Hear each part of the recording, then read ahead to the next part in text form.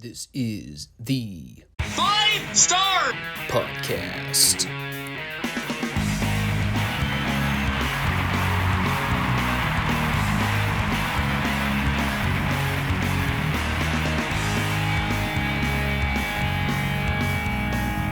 Let me talk to you.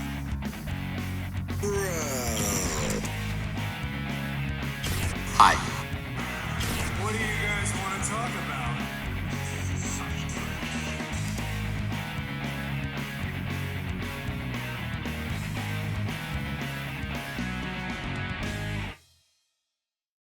Thanks, guys. Back to you. Yeah. Now, this is what I like to see. Scrolling down my notes here. Got almost 20-something pages of typed up notes for these wrestling shows. Now, the last several reports have been somewhere in the range of 10. Mostly because I've had virtually nothing to say for half these classic shows. But this looks much better. It actually kind of gives off the impression that I tried this week. We'll see how that turns out in just a minute here. Folks, welcome to the Five Starr Wrestling Report. The wrestling channel that nobody knows but everybody needs. We're going strong, baby. Going strong. The wrestling channel that never takes a break. 3 years we've been doing this. And there's no stopping us now. No matter how much my subscriber count flounders. Honestly, I don't put much stock in YouTube subscriptions to begin with. Even though I constantly tell people all the time, sub to the channel. I think more or less it's about me making sure you have the bell icon turned on. So you actually know when the shows go up. Mondays and Fridays, YouTube and Rumble. I plug it every week. And for today, it's another round of classic territory coverage. We had an episode of Saturday Night on the Superstation that actually went more than 40 minutes. So there's stuff to talk about. Go figure. And our cold open this week was Al Perez and Kevin Sullivan choking out Brad Armstrong with a chain.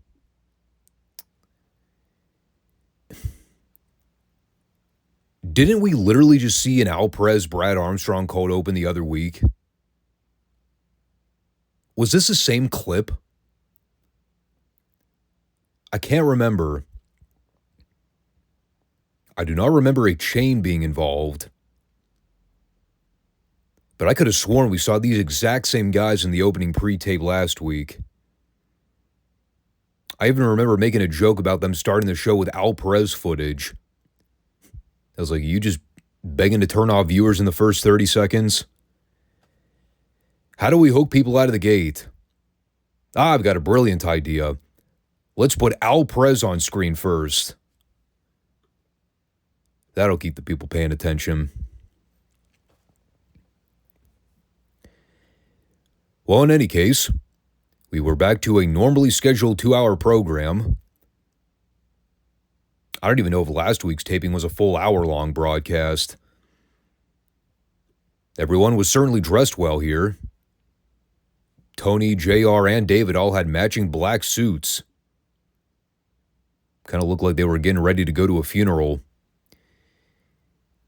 If they were headed to a funeral, they were very chipper. Now, the big thing they had booked this week were the independent Rick Steiner and Mike Rotunda title matches. Because the Florida heavyweight title is still a belt that they are recognizing on this program. But that was sort of the focal story of the show. That and whatever is going on with Gary Hart and Kevin Sullivan and their alliance. I did note here that JR mentioned they'll be unveiling the new Charlotte Coliseum in the coming days, which I now believe is called the Bojangles Coliseum. Same building, though. Not sure what the seating capacity difference was between the newly renovated building versus the old Coliseum before they tore it down. But the announcers were super stoked to plug the new venue.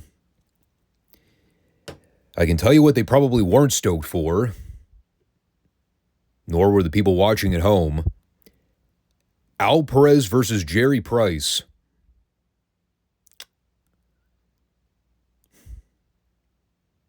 Hey, you know what? At least they were smart enough to get it out of the way first. If you have to book the most boring wrestler of all time on your program, put him on first before he lulls the entire audience into a coma. I got more furious the longer this match went. Mostly because it just kept going. And there was no logic behind anything Al Perez did here. He gave Price 2 airplane spin throws in a row, which he then followed up by putting him in a camel clutch. And after like 2 minutes of cranking on the guy's neck, then he kept teasing spinning toe hold spots for an eternity. I think just to spite me. He's like, well, I know Tommy's going to be watching this show 20 years from now. Let me piss him off by teasing my finish. But then I'll just do more boring shit for a while. He eventually won with the spinning toe hold. I hate Al Perez. Just his mere existence on this show irks me. And then Gary Hart did a promo with David at the booth. He explains that Al Perez is a young lion, whereas seasoned veterans like Dusty Rhodes, well, he's nothing but a broken down soul. Numerous injuries, plentiful amount of heartaches on the road. He puts over that Dusty is big, mean, and nasty, but all Perez needs to do is target a particular part of Dusty's anatomy that is not 100%. That was a direct quote. A particular part of Dusty's anatomy that isn't 100%.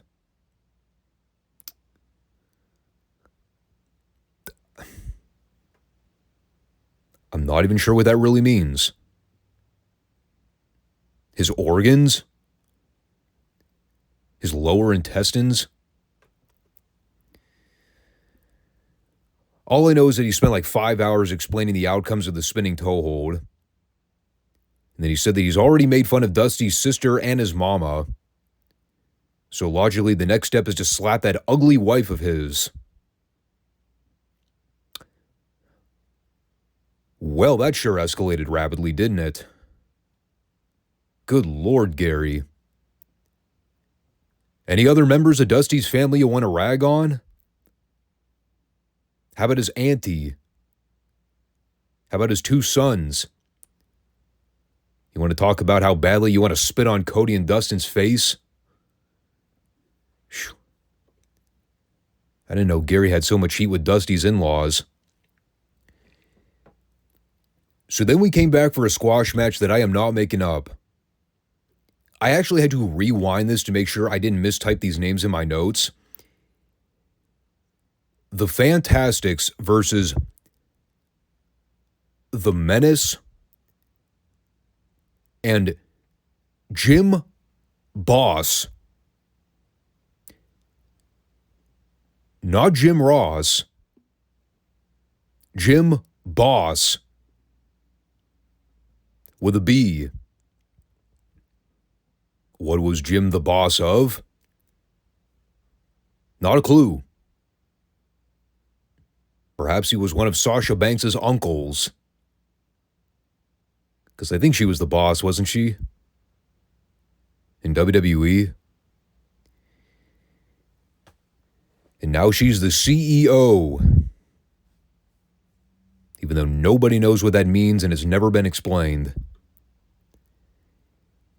This Jim Boss was such a self-conceited asshole, he actually went out of his way to have the word boss printed on his tights. He actually believed he was a star. The ego. So the Fantastics had fun beating on these two idiots. Tommy Rogers at one point actually jumped down from the apron and sat in the front row with the studio crowd as he cheered on Bobby Fulton. That was funny. There was also a great moment where Rogers is working with the Menace. You know, he's picking the guy up and throwing him around. At one point, he lets the Menace stagger to his feet, and Rogers just kind of stands there and mocks him for a minute. Menace has no clue what to do. So Rogers just kind of tugged on his singlet and kept fucking around with him some more. And they eventually won with the assisted rocket launcher. This was by far the most fun I think I've ever seen Rogers and Fulton have working with two studio jobbers. I mean, they probably saw the names on the format beforehand and said, The Menace and Jim Boss. Well, we're clearly going to have to fuck with these guys, right? How could you not? If you're a big star on this show and you see that your opponent is Jim Boss, I'd be twisting that guy into a pretzel and making him lick his own asshole. So then Lex Luger did a promo, called out Ric Flair. He said his days as champion are numbered. He took off his shirt. He flexed. And then he left.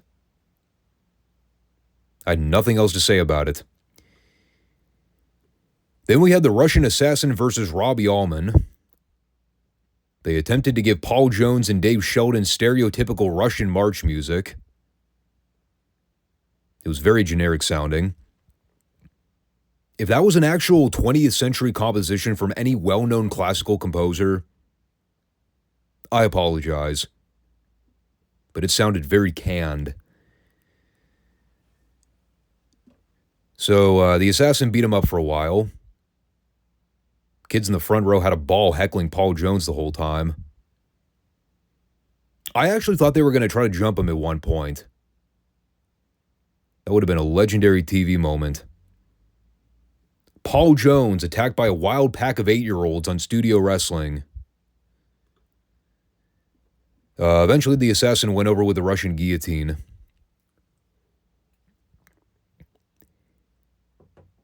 And then we had this bizarre, strange promo with Paul Jones and David Crockett. Oh, fuck, who am I kidding? Every Paul Jones-David Crockett exchange is bizarre and strange. Well, first, David Crockett. Again, the man with the riveting questions out of the block. He immediately looks at Paul deadpan and goes, Paul, you had a chance to run the Road Warriors out of the NWA, but you blew it. You blew it, Paul. You suck. You are a failure. I mean, that was pretty much what David told him. At which point, Paul then starts talking about how, yes, he failed for the first 3 months of the summer. He failed to acquire his powers of pain to climb up the scaffold and knock the Road Warriors off the platform. He failed to run them out of the NWA during the entire summer bash. But now is the chance for him to regroup. Sure, he may have been a failure in the last 3 months.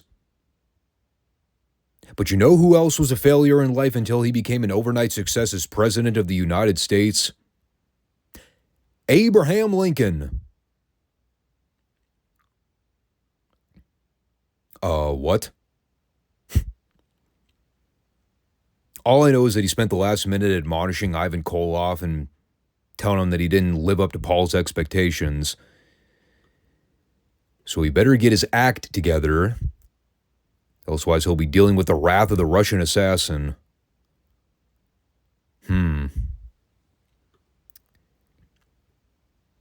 I smell a face turn coming for Uncle Ivan. Ricky Morton wrestled Dave Spearman up next. The whole time JR's on commentary putting over how much Ricky's trying to prove himself as a singles wrestler here in the NWA. That he knows how to hang with the big cats. He wants to pursue singles gold and show that he's a main eventer himself.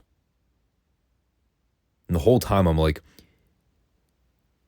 could they try any harder at burying Robert Gibson? I know the guy left on bad terms. Do you have to rub it in, guys? Cut him some slack. The only thing I really noted here was the botched DDT spot that Ricky gave Dave right before he came off the top of the crossbody dive. It was one of those DDTs where the timing was completely off. So Ricky goes to try to drop the guy, but Spearman doesn't go down with Ricky at the same time.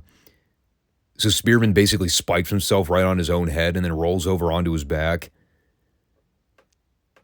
God, looked like he about killed himself. And then Ricky did a follow-up promo, basically confirming everything JR talked about during his commentary. Called out Ric Flair, told him that he spent the last 4 years going after tag team gold, but he and Flair have crossed paths many times. Ricky Morton has not forgotten about all the horrible shit the Horsemen pulled on the Rock and Roll Express when they tried to mash his face into the concrete and bloody him up for the whole world to see. Ricky hasn't forgotten. He says he's come on close on multiple occasions at getting Flair's shoulders pinned down for the 1-2-3. And as long as there's still breath in Ricky Morton, he will not stop until he gets that victory over the Nature Boy. To be the man, you gotta beat the man is all a bunch of crap to Ricky, because he's held his own in the ring with Ric Flair.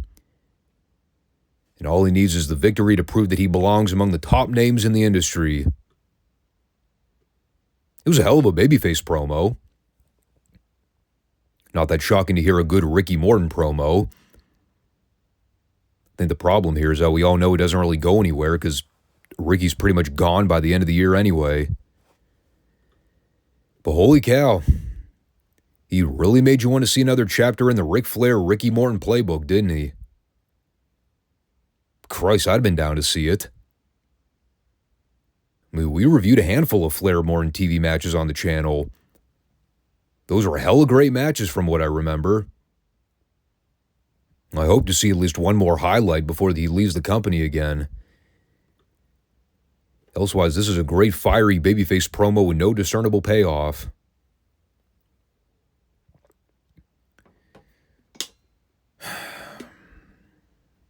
Oh, Christ, this next match.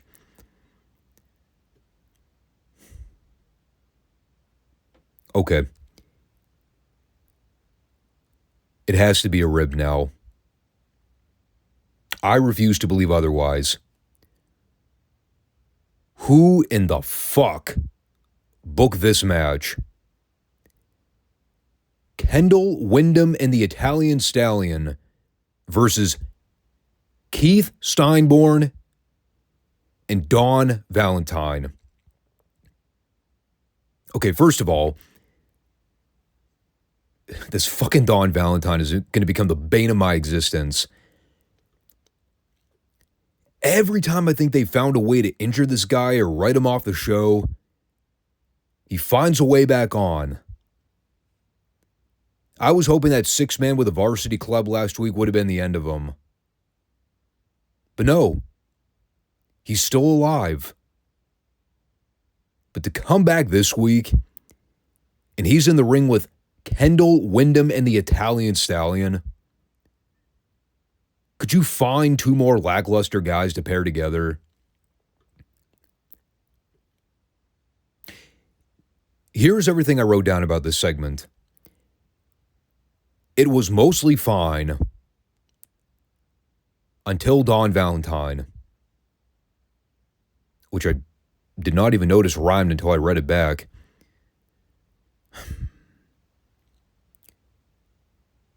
Keith Steinborn sucks, but the guy could at least comprehend the basics of how to bump. Don Valentine was incapable of doing anything as it pertains to selling, bumping, and or registering. He was responsible for taking 3 moves. Let me repeat that. 3 moves. He fucked up 2 of them. A 33% success rate when it came to properly bumping for an opponent's offense. He gets in there with Kendall, immediately fucks up an arm drag. Guy almost broke his fucking neck. He somehow was able to take a power slam from the Stallion, which didn't require any effort on his part. And all he had to do was make sure he didn't sandbag Stallion when he went to pick him up. But then came the finish. Kendall goes up to try to give Don a middle rope bulldog. Kendall comes down. He tries to plant Don's head into the mat.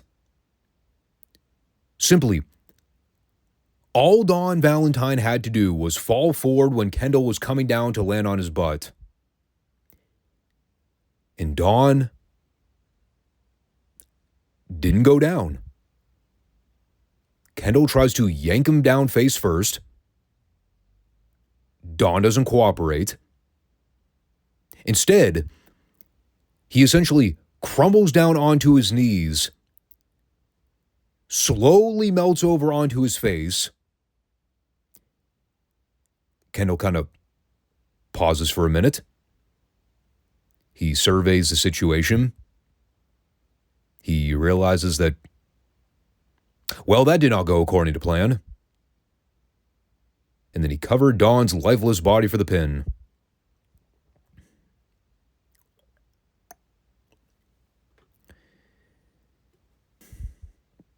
All right. It has been 3 weeks. I tried to give him the benefit of the doubt when I saw that Chris Champion debacle. I am now officially documenting this. Don Valentine is the worst professional wrestler I have ever seen in my entire life. Think about all the horrible, all-time, god-awful fucking wrestlers that have come through this business. I can confidently determine, without hesitation, Don Valentine is worse than all of those names combined. Worse than Giant Gonzalez. Worse than Khali. Worse than the Ultimate Warrior. Worse than Bash and Booger. Worse than any possible horrible name you could think of. You name it. Don Valentine was worse. Do not try and sell me on the idea that Sid Vicious was worse than Don Valentine. He was not. God, this guy was the fucking shits. And they just keep letting him go out and wrestle every fucking week. Why? Why would you even permit this guy to be in a wrestling ring, period? He's both a danger to himself and the people he's working with. This is now 3 weeks in a row where he's been sent out there for less than 5 minutes. And he's legitimately fucked up everything he's tried. That takes a special amount of skill that I did not even know was humanly possible. You have to try to suck that hard. Think about all the professions that exist in this world. He could have gone into welding. He could have been a carpenter. Or a car mechanic. Potentially something in woodworking. But no. He said, I want to be a professional wrestler. I'm athletic. I'm coordinated. I can do this. Well, he was wrong. Pro wrestling was not his strong suit, brother. Unbelievable. So then we had a Varsity Club promo. Minus Rick Steiner. Rotunda let us know that he was in the back sitting in his doghouse where he belongs. Ooh. getting tense in the room.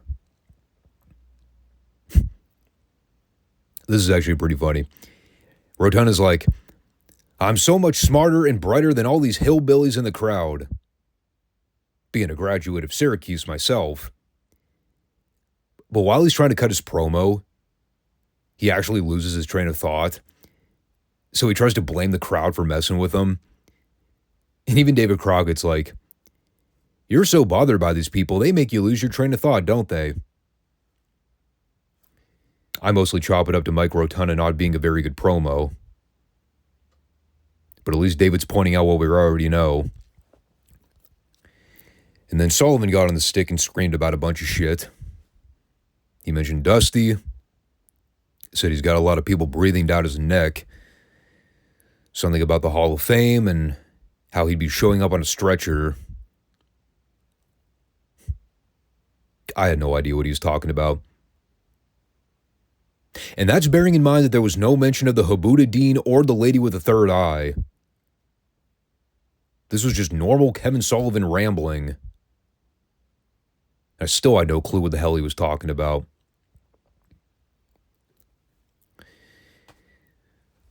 So that brought us to Rick Steiner's title defense with Tony Suber. The Florida heavyweight belt on the line here. And this is such an awesome segment. The entire time, it's essentially a 3-on-1 handicap. Rotunda and Sullivan are constantly interfering on the floor, helping out Rick behind his back without him even really noticing.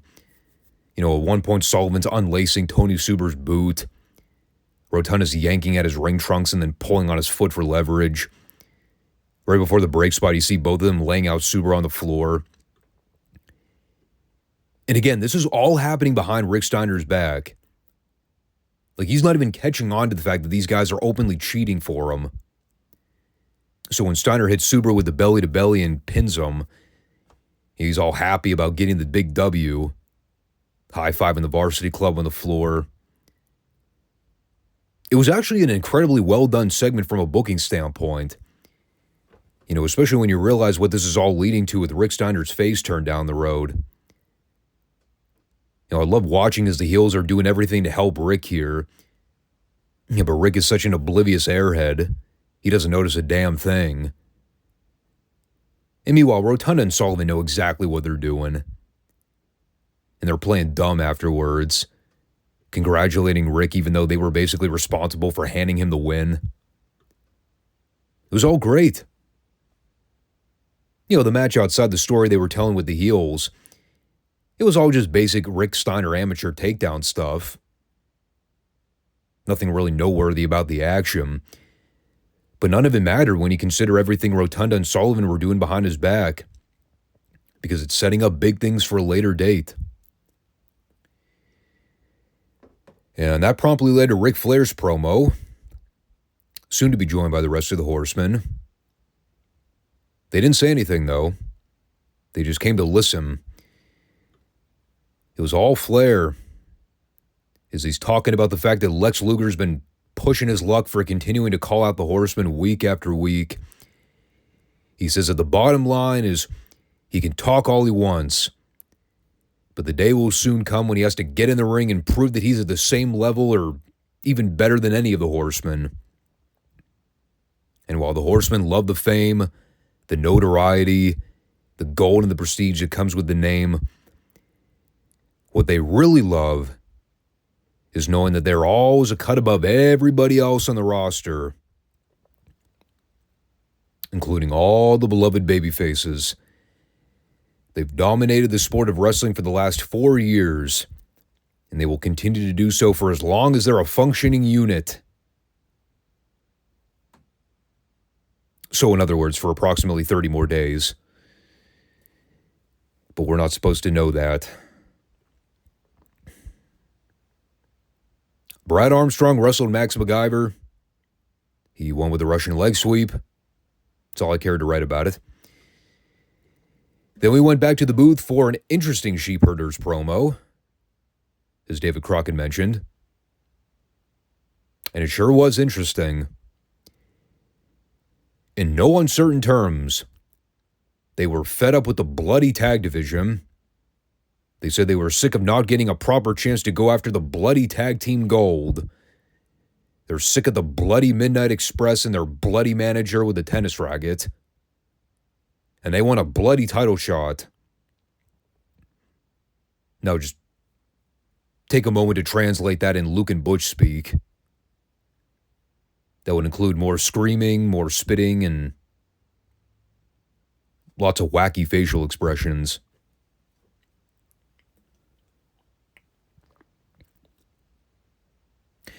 You know, they almost made Jim Cornette sound like the rational-minded one in the room.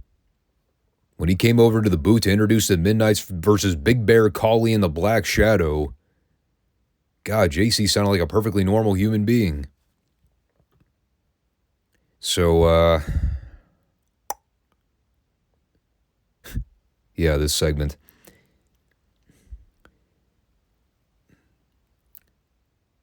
I'm trying to think of a way to frame this sentence without setting race relations back another 20 years.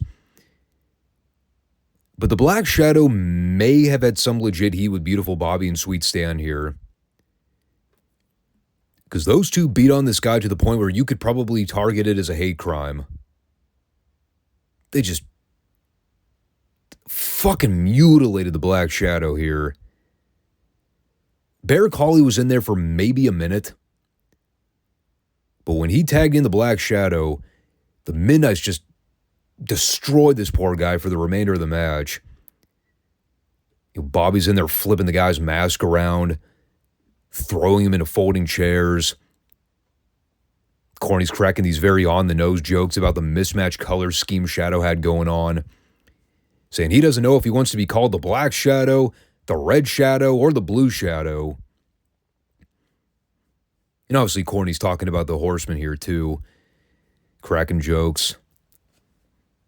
The big one was him making fun of Double A.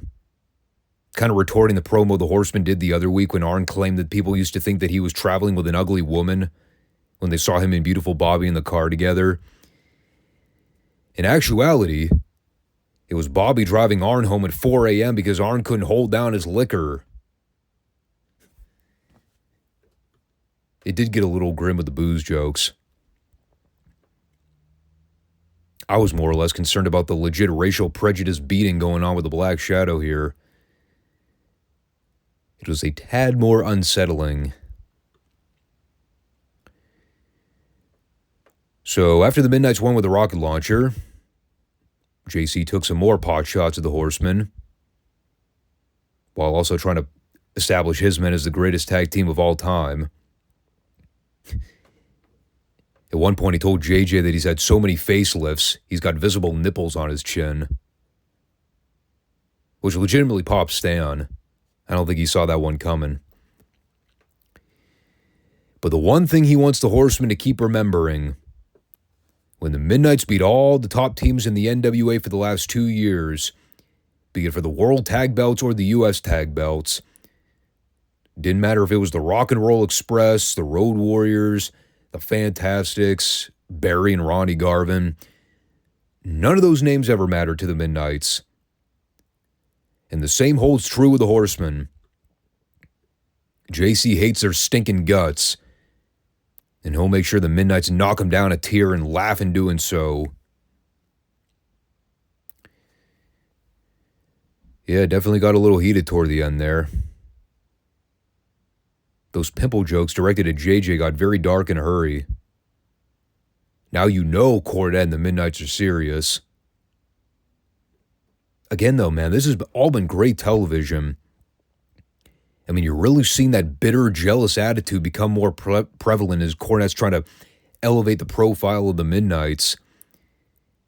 It's a great heel versus heel feud because, you know, everybody can recognize how great these two teams are. But at the same time, you can definitely sense that the Midnights have a superiority complex. They really want to cement themselves as the number one team, despite them not achieving that goal just yet. But they're determined to do so. And I guess that's kind of what gives the Midnights babyface-like qualities, even if Corny's kind of being a bitch about it. So then we came back from Mike Rotunda's TV title match with Rick Allen. I did mention at the top of the report the big story this week centering around Rotunda and Steiner's 2 title defenses. I did not say their opponents were vaguely credible. Although they did mention a pretty interesting fact here that I really didn't even consider beforehand. The fact that Mike Rotunda's been the TV champion since January of this year. That's a big accomplishment. He beat Nikita Koloff, right? God, that was a long-ass time ago. Now, granted, he didn't have that many title defenses in that last 8-month window. But still, he's been the champ for almost the entirety of 88. And of course, he'll be carrying the gold into Starrcade at the end of the year. So they are definitely trying to push the idea that he's one of the more successful TV champions in company history. Match was fairly boring. Big story at the end was Kevin Sullivan reprimanding Rick Steiner for trying to get involved and help Rotunda win. So he got sent to the locker room right before Rotunda scored the pinfall. Studio crowd booed too, as Steiner walked to the back. So he is definitely getting more over as a babyface to the audience, despite the association with the Varsity Club. And of course, it stems from the story earlier. You know, when Rick was out there having his title match, Rotunda and Sullivan were constantly interfering on Rick's behalf. Now when Rick tries to return the favor and help out his buddy, well, he gets admonished for it. So that's a little unfair. He did at least come out before the break and jerk around with Rotunda to make him laugh. He faked him out with a high five. So he was a good sport in the end. For now. So then Nikita Koloff beat Russ Tyler. Didn't write much down there. Then he did a promo afterwards, basically saying that he and Ricky Morton are looking to pursue championship gold. Kind of like how the Midnight Express are trying to pursue World Tag Team gold. He called out Gary Hart and Al Perez. Said they shouldn't fuck with Dusty. Elsewise they'll get what's coming to them. That's pretty much it. I did like how he had to pause to think which team he would support between the Horsemen and the Midnights. He's like, well, they are both heels. But I do like the idea of the Midnights trying to prove themselves. So yeah, I root for the Midnights. Continuity, baby. Always got to pay attention to continuity. And then we had the Sheepherders versus the Holiday Brothers. Part of me was really eager to see what the hell was going to happen here. The thought of Brad and Brett Holiday working with Butch and Luke. What could possibly go wrong? I did appreciate JR informing all the youngsters at home. Kids, we don't want you getting the idea that all New Zealanders look and act exactly like the Sheepherders. And or their demented cousin Rip. Thanks, Jim. Glad to know New Zealand is not a completely wacky country. I don't even know how the hell he got on that subject. I also don't really remember what happened in the match. All I know is I couldn't stop staring at the one Holiday brother with his jiggling tits. Look into the state of him. I'm surprised he didn't get blown up trying to get in the ring. Here's everything I noted. Match went on forever. Holiday brothers man breasts. And the Sheepherders won with a double gut buster. It's basically everything you need to know.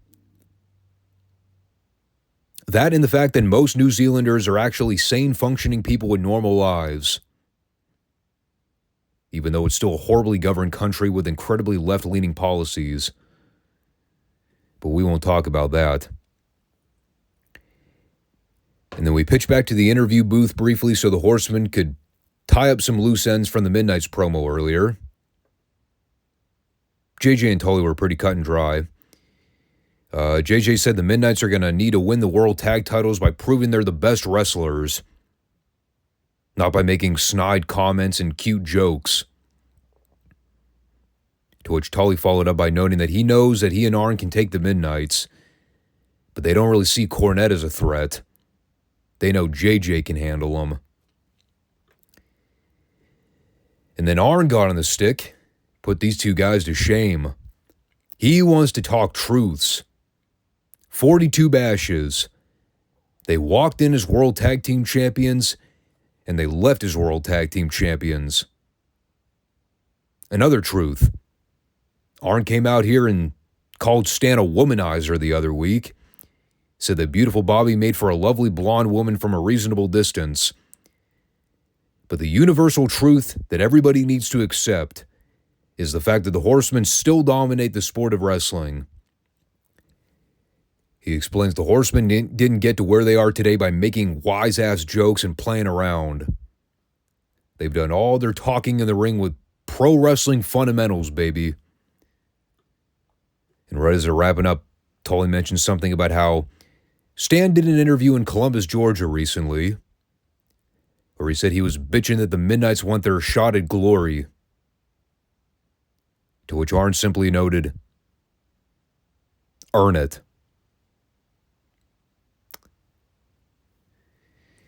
Don't think anything else needs to be said there. Hell of a promo. Very standard Horseman delivery. But they made their case. JC wants to make this a Comedy Central special. And the Horsemen ain't playing those games. If the Midnights want the gold, they need to meet Tully and Arn at their level. So, well, to be blunt, they probably could have ended the show right there. They did give us Barry Windham versus Lee Ramsey for 60 seconds, which was completely boring and pointless. JJ kind of rounded it out by putting over Barry as a dominant U.S. champ. Said that nobody has matched him in terms of skill or ability, which is why he still holds the gold. And then Barry lets us know that all the babyfaces should be prepared for the claw hold. It is the most gruesome move in the business today. No. I really don't know why they needed that Barry segment. And they should have ended on a high note with that Tully Arn promo. But whatever. Overall, it was a fun show. Definitely better than the last few episodes. That is for damn sure. I think this week was back to normalcy in terms of getting star power on the program and actually building up some programs, which were very lacking in the last few weeks. But as we lead into the fall, we are approaching the month of September, which is a pretty big month for Crockett as a whole. They're about to lose Tully and Arn. The sales coming due in the next couple months. I mean, things are looking pretty bleak from a financial standpoint, especially in the fallout to the Bash Tour season. I mean, they've got a couple interesting things going on creatively, but by the time November rolls around, the entire landscape of this company is going to change drastically, and definitely not for the better.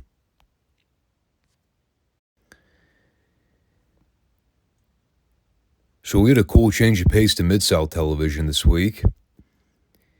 Filling in for Bill Watts' position, none other than good old JR Jim Ross.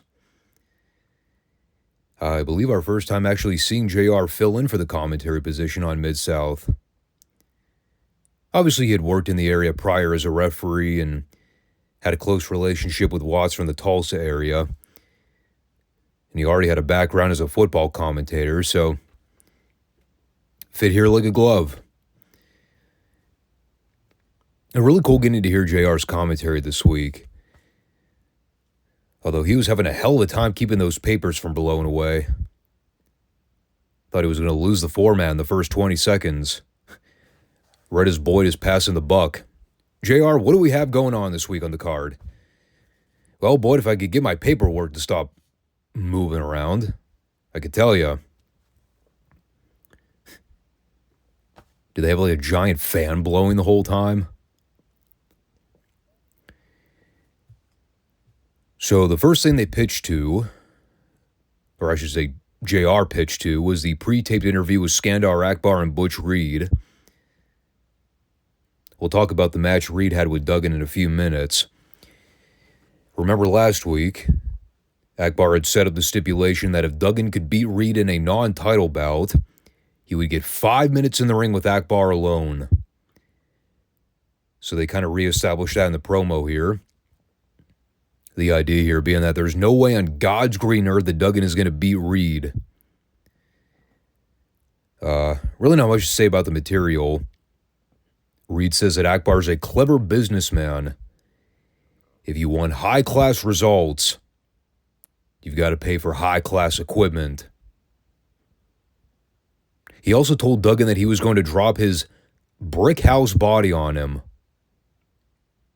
It was a very bizarre way to end the promo. Basically saying, Duggan, tonight, I'm going to fall on your white ass.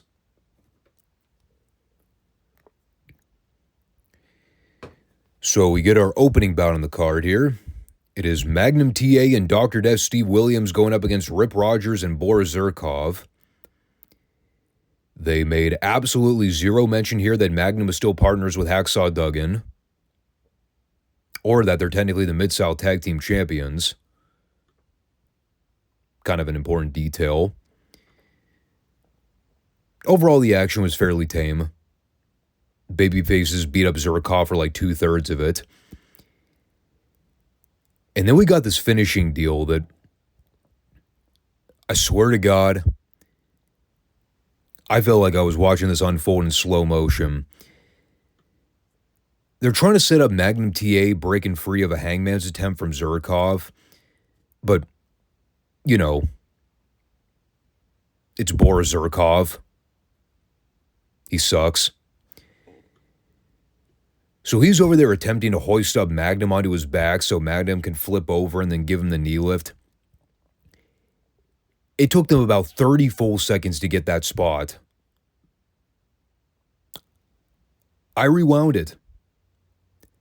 30 full seconds.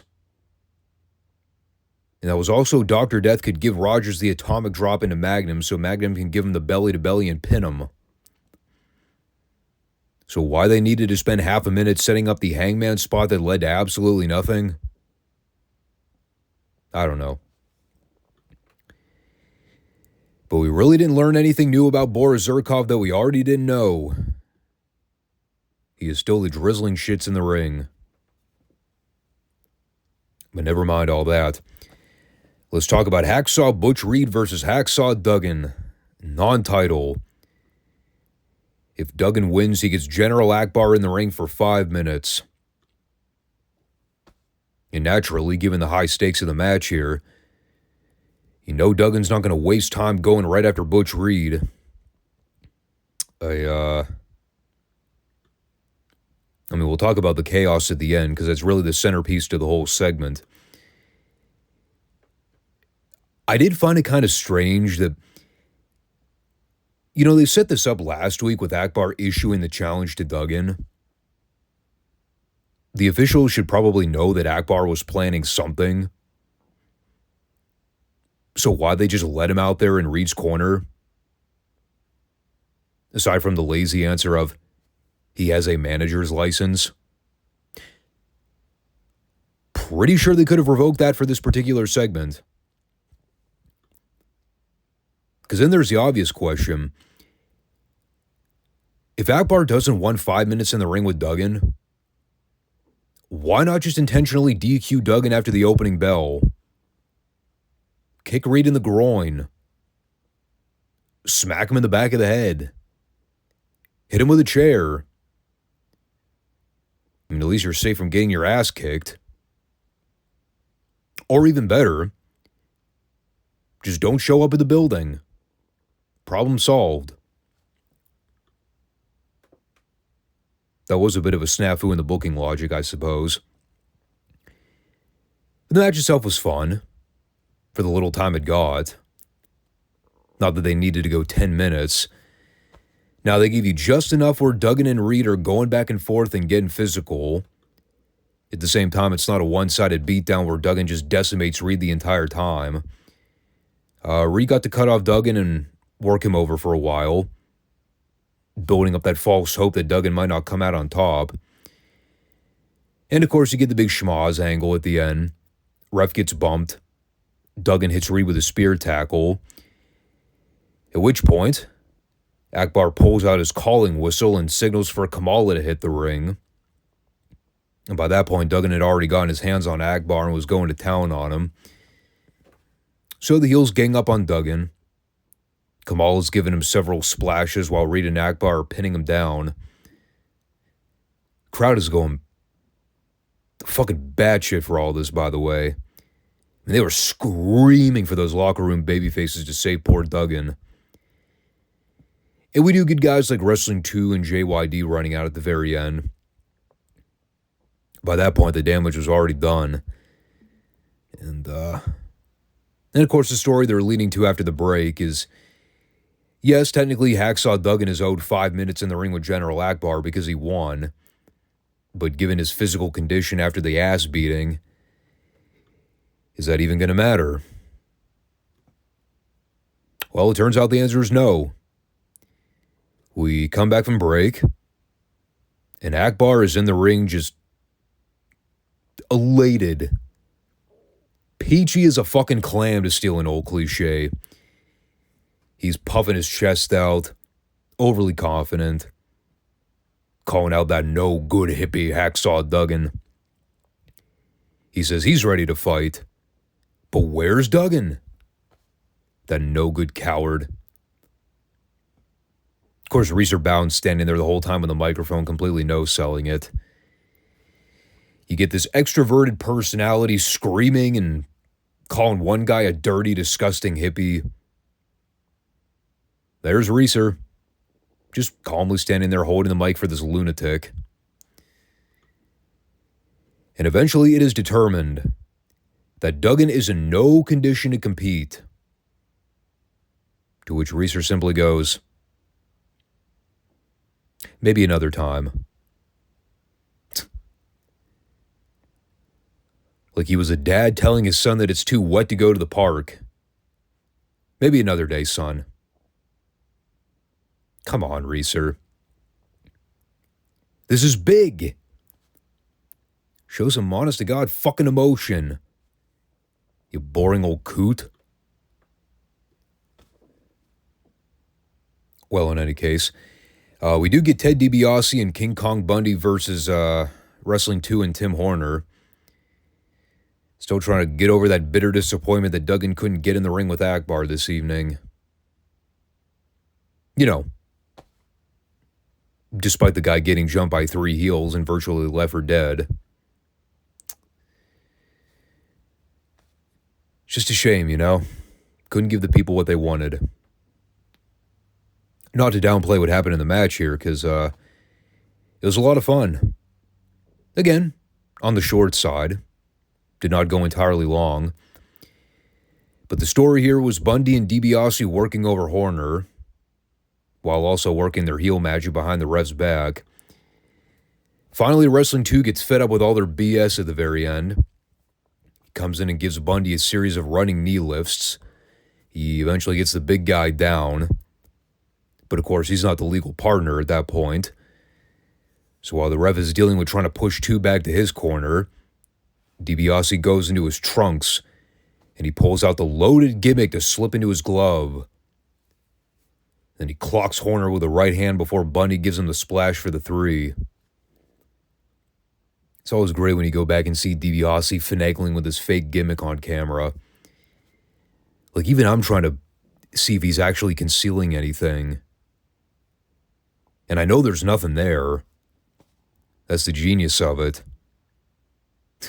I'm looking closely like, he's got to be carrying something. But you never actually see anything. And I'm like, dude, stop. You know there's nothing there. Quit being a mark.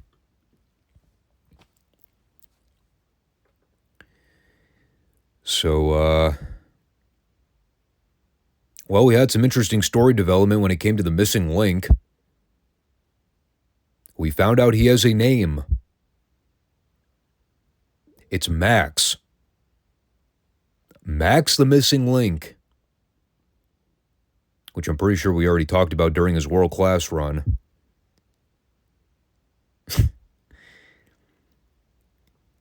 God, this pre-tape with him and Akbar was something else. Akbar is trying to do a heel promo, putting over Link, saying that he's a menace. He's never been institutionalized. He's as sane and normal as every other person walking the streets of Louisiana. Meanwhile, Link's back there the whole time, making constipated facial expressions, pulling at his hair, having a mental breakdown of some description.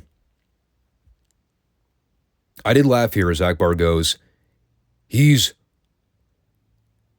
different. And it was that slight hesitation that made it work.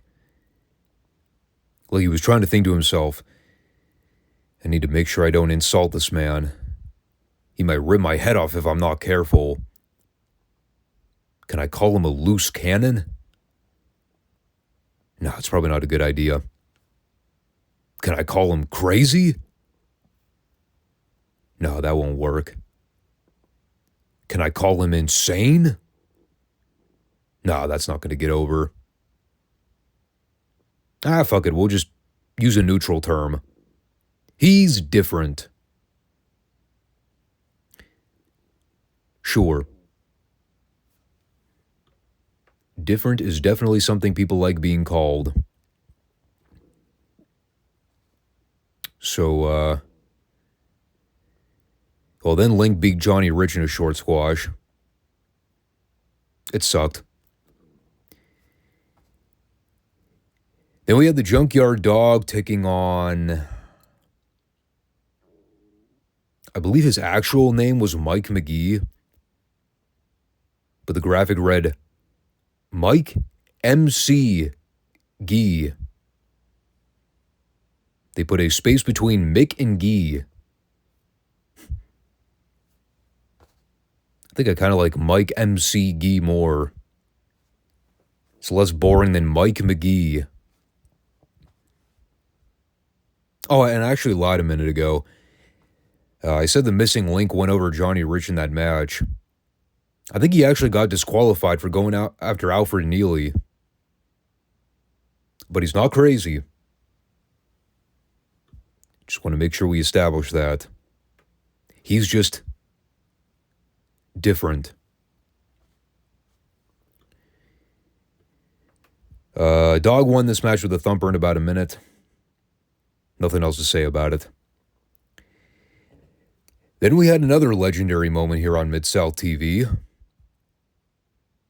I say legendary, hinting that it was a positive thing. There wasn't anything positive about Crusher Darso debuting on Midsouth TV and Daisy Dukes. Seriously, what the hell was he thinking? Now, obviously, when you're talking about Crusher Darso, Barry Darso, you're also referring to the man of 1,000 gimmicks in wrestling. Crusher Khrushchev, Smash of Demolition, probably missing a couple other gimmick incarnations. Repo Man, can't forget the Repo Man. A lot of them were shitty WWF ideas. I mainly knew him as Crusher Khrushchev from the work he did as the Russian Adversary. Both here in Mid-South and then later on as well in Crockett Promotions with Ivan and Nikita. I kind of like to pretend those WWF runs didn't happen, even though I know a lot of people were big fans of Demolition back in the day. I was not one of those people. But, well, I will definitely confirm that Crusher Khrushchev was much better than the original version of Barry Darsow in short jeans, with the receding hairline to go with it. I mean, he really didn't do much in his debut here. A couple power moves to Art Cruz. Got him up in the Canadian backbreaker for the submission rather quickly. He did nearly kill the referee in the corner with a running stampede spot at one point. You know, obviously they give him a complete gimmick overhaul fairly soon, so I don't want to harp on this forever. You know, in terms of Darsow himself, he never had much of a physique to begin with. But he was a strong motherfucker, dude. Big guy, legit 300 pounds, strong as a bull. And he was an athlete. He could definitely move around the ring and do some stuff. It was always the personality department that he was lacking in. And then the issue of him getting saddled with a bunch of bad gimmick ideas. But we are also only talking about year one into his career. I don't even know if he'd been wrestling underneath matches in Georgia by this point. Maybe he was around that same time in 83. Can't remember. I know once they bring in Nikolai and pair those two together, that's when you start to see Darsow come out of his shell more. So then we took a minute to go back to the commentary booth for some story follow-up. It was actually very important stuff contextually. If y'all remember, one of the more critical angles and TV segments we covered here on Midsouth Programming, the episode where Hacksaw, Duggan, and Matt Bourne teamed up to face Tony Atlas and Andre the Giant. It's going back a ways. It's crazy to think that happened less than a year ago, too, and 3/4 of this group aren't even on TV at this point. Duggan's the only one still around.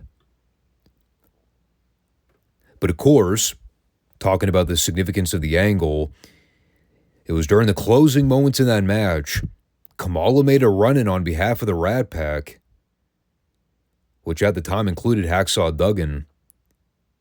They worked hand in hand to go after the top babyfaces. That was also where we saw Kamala body slam Andre.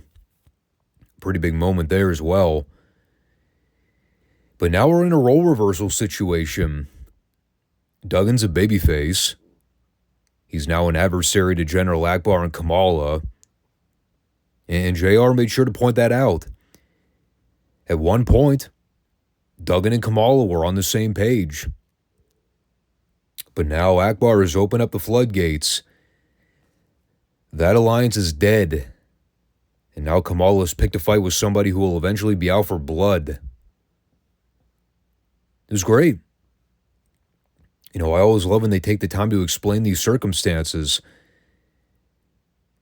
I mean, truth be told, I really wouldn't have thought anything of it had they not re-aired that footage. But the fact that they did, and they went out of their way to explain to the people at home, yeah, these two used to be on the same page, but no longer. God forbid that one smart fan in 1983 says, wait a minute. They're not paying attention to story continuity, damn it. Well done. JR doing a brilliant job explaining the backstory and tying all the footage together. I did kind of chuckle at the end when he goes, the eighth wonder of the world, Andre, found himself on the other end of a brutal battle that night. Perhaps we would consider Hacksaw Reed the ninth wonder of the world. Wasn't China the ninth wonder of the world? And result, wouldn't that make Reed the 10th wonder of the world then? I don't know. Anyway, let's wrap this up. Final standby match. Randy Barber and Doug Vines wrestled Mike Jackson and Josh Stroud. It's like I was watching a Mid-Atlantic TV match here at the end of the program. Actually, Weren't Barber, Stroud, and Jackson all recurring jobbers on NWA TV at one point? I know Mike Jackson and Randy Barber were. I can't remember if Josh Stroud wrestled for Crockett at any point in the last 3 years. The name sounded really familiar. It was very weird seeing a clean-shaven Mike Jackson here. You know who he looked like, actually?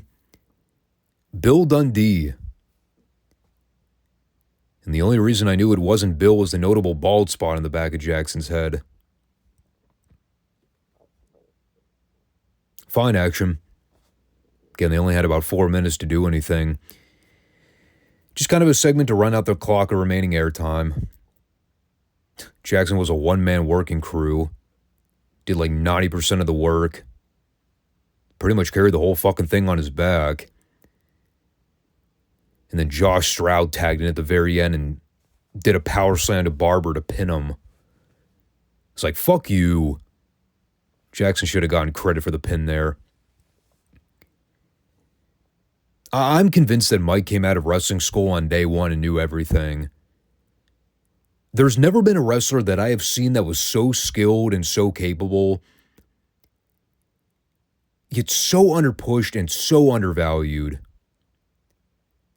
It's really a shame. All the years that guy put into the business, and the best he could do was Alabama Junior Heavyweight Champion. But rounding out the show here, really enjoyable episode. Loved all the stuff with Duggan, Reed, and Akbar. The subsequent story follow-up they're doing with Kamala and Duggan now. Keeping Akbar in the fray and teasing us with that future confrontation with those two down the road. And there's a lot of potential ways they could go to generate heat on Akbar in the meantime. I mean, they've already got him linked with Butch Reed. So that'll make him the ultimate heat magnet on TV. Again, loved having JR on commentary. He's always on point. Always knows what to say and when to say it.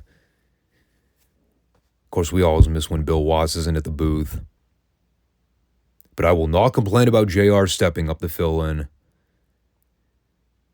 They could do far worse.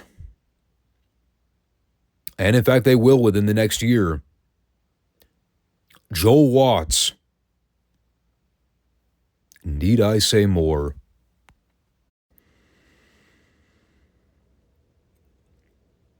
All right. With that, let us talk about this episode of World Class real quick and then go home. Well, actually, I'm already home.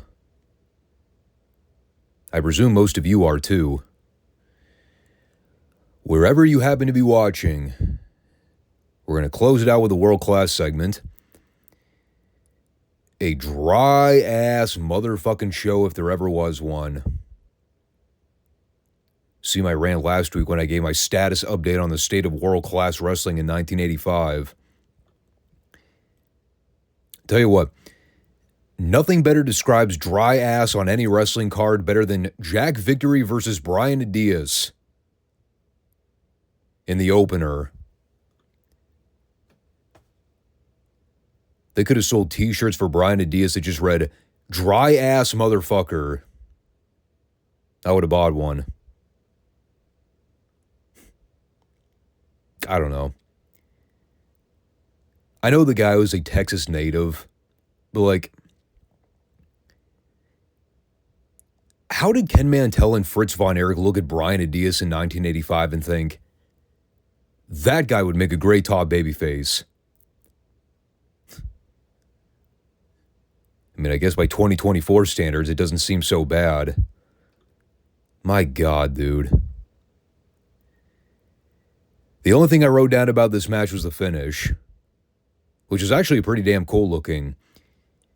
Victory tries to backdrop Diaz after a shoot-off, but Diaz does this really innovative thing where he grapevines Victory's arms on his way over, and then he basically jackknifes Victory into a backslide pin. That looked awesome. I don't think I've ever seen anybody do that before. Of course, I had to sit through 8 minutes of headlocks to get there. But, yeah, the ending was good. Brian Adias, the Texas heavyweight champion here in 1985. For whatever that's worth. I think we already knew that last week. I do not have much of an opinion either way, but I cannot refute the fact that Adias is super over with the Dallas audience. Then again, I'm convinced that Dallas fans would cheer for a bag of dog shit if somebody left it in the ring. As long as the dog shit was in the ring with a top heel like Gino Hernandez or Chris Adams. And then we came back for John Tatum versus Scott Casey. Tatum attempting his poor man's Hollywood persona here. I could not tell what he was going for. He had some of Ric Flair's gimmick paired with something a Rip Rogers would have worn in either 1983 or 1984 with about 99% less charisma. All I know is Bill Mercer spent a long time talking about Pittsburgh.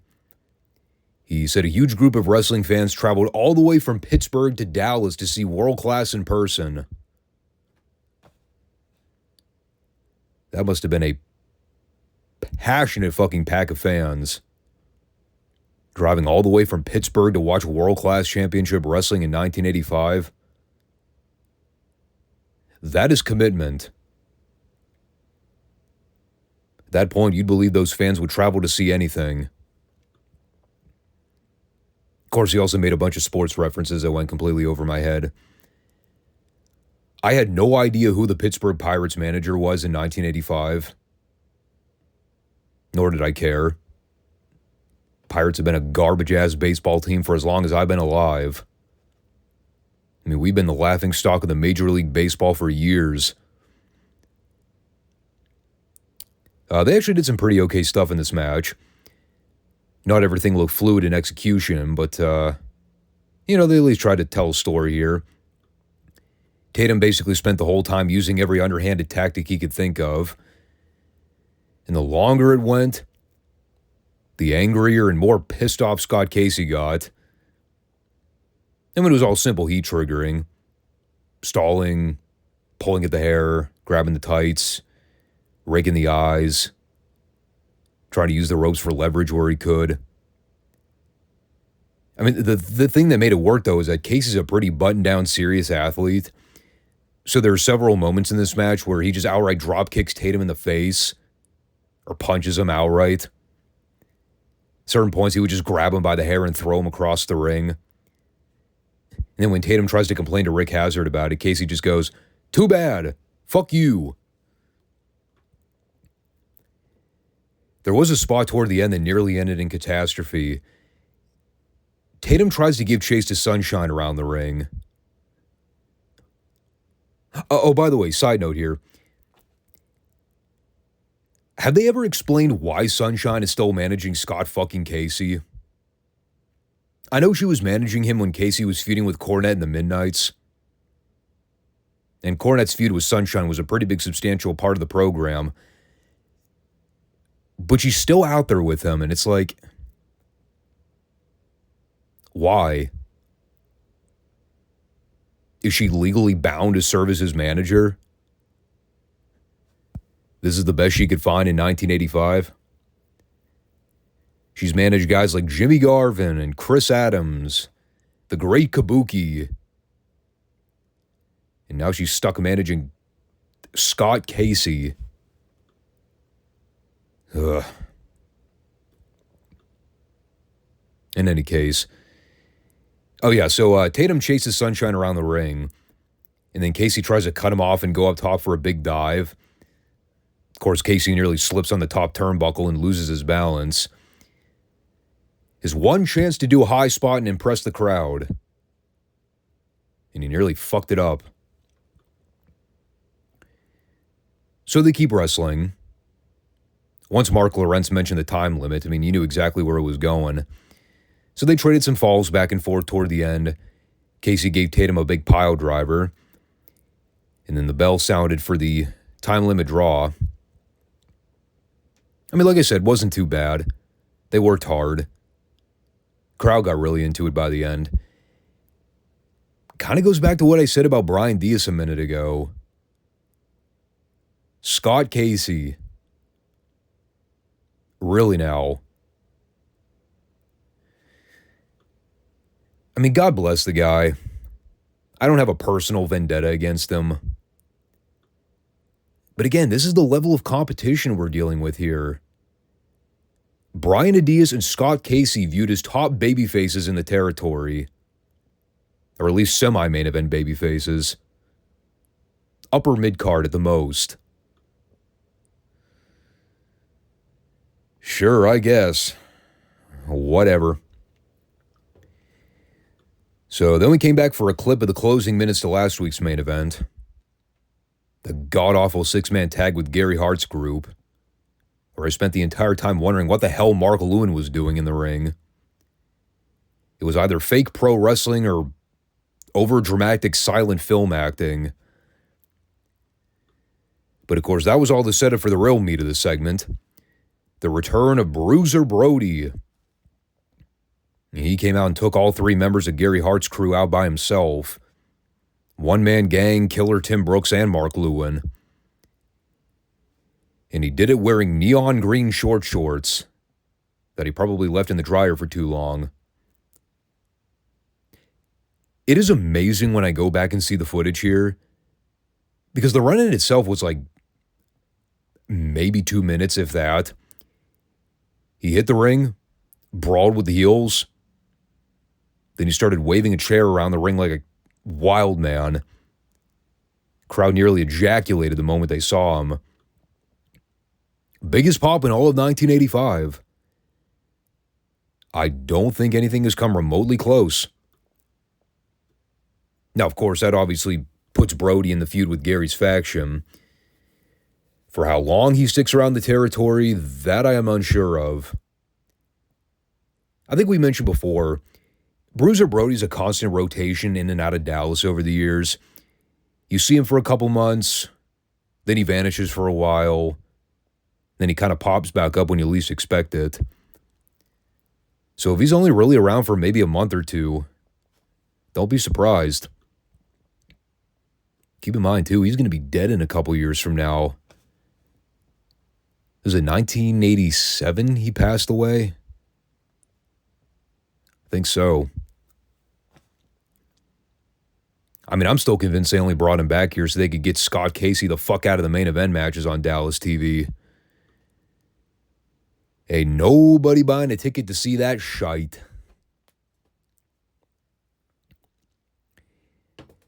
So that brought us to Gino Hernandez and Mike Von Erich in the advertised main event. Oh, one of the advertised main events, that is. Ugh.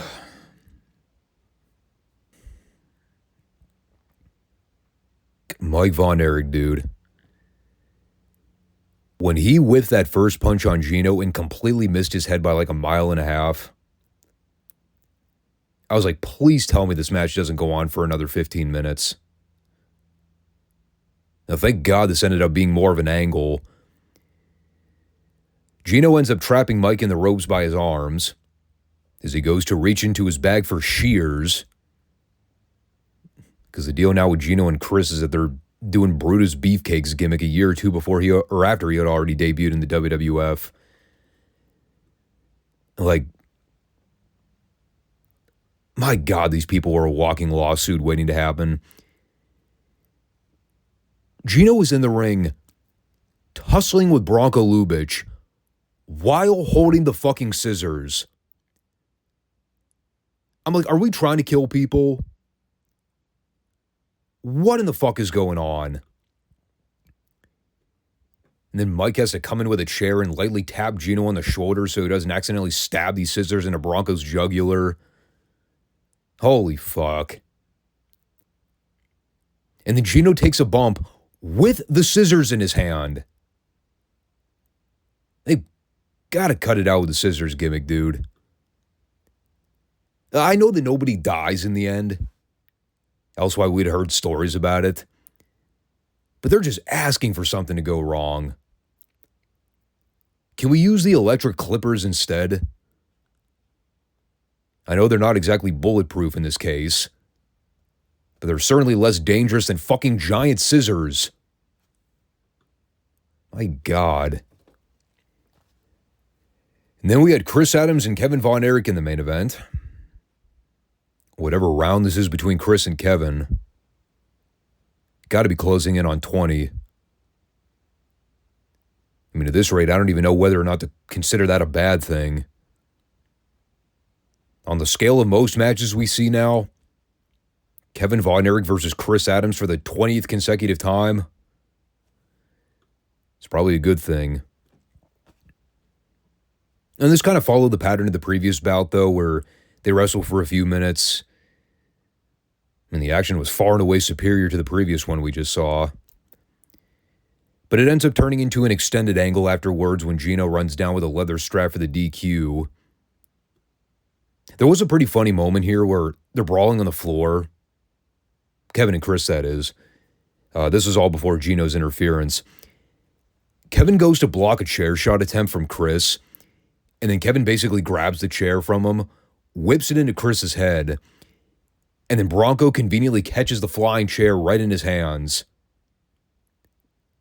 It was like the most badass thing I've ever seen Bronco do. He caught an airborne chair. What a trooper. Like I said, once Kevin got the claw hold on Chris, that was Gino's cue to hit the ring and throw the match out. And they were momentarily able to isolate Kevin until Mike ran in to even the odds. So you can probably guess what this will lead to in the following week. I liked how Kevin got on the house mic afterwards and called Gino and Chris back to fight. And like a split second later, they immediately go to break. And then they come back with Bill Mercer doing the closing outros. Yeah, very much a more of the same when it comes to commentary with world-class programming. Very one-dimensional, very simple, rather unexciting.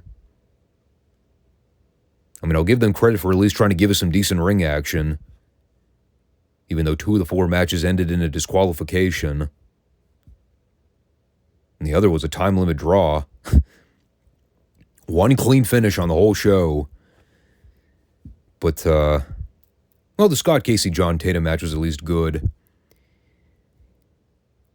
I still don't get the hype of Brian Adias. I've been reviewing every single one of his matches in Dallas for the better part of 3 years. He still bores the brakes off of me. But then you got the Von Erichs here, too, that are just continuing to spin their wheels in the territory.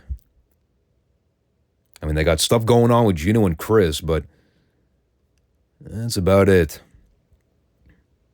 God, considering how many times we've already seen some combination of Gino and Chris versus A. Von Erich. How long before they run that into the ground like they did the Von Erichs and the Freebirds? I mean, I'm not opposed to more Kevin Von Erich, Chris Adams matches. But we're not exactly reinventing the wheel here, guys. So, yeah. It's going to round out this one here. Thanks, everybody, for checking out the Friday episode. Hopefully it was a lengthier, more thorough rundown of these classic programs. At least I'm trying. I'm holding on for dear life right now. We're not exactly dealing with the glory period right now, especially with Crockett and World Class. Midsouth, we're still a little ways out from the boom era. But we're getting there. We're getting there. So, folks, make sure you come back on Monday. We got a special SummerSlam 95 pay-per-view to run down, as well as Classic NXT. And I still got to figure out when this next WWE special is. What's it called? Ballin' in Berlin. Bash in Berlin. August 31st. So that's next weekend. Well, we'll see. I have not even bothered to look at a card yet. We have 4 matches announced right now. What the fuck? Oh, 2 matches that I want to see. Cody Rhodes versus Kevin Owens. Is that a babyface title match? I thought Kevin Owens was a face last time I saw him on TV. Unless he turned heel, who knows? I gotta think at some point they're planning on doing Cody Rhodes and Randy Orton. Oh, what is this? If Orton wins the championship, he will be transferred to Raw and Gunther will be transferred to SmackDown? Huh?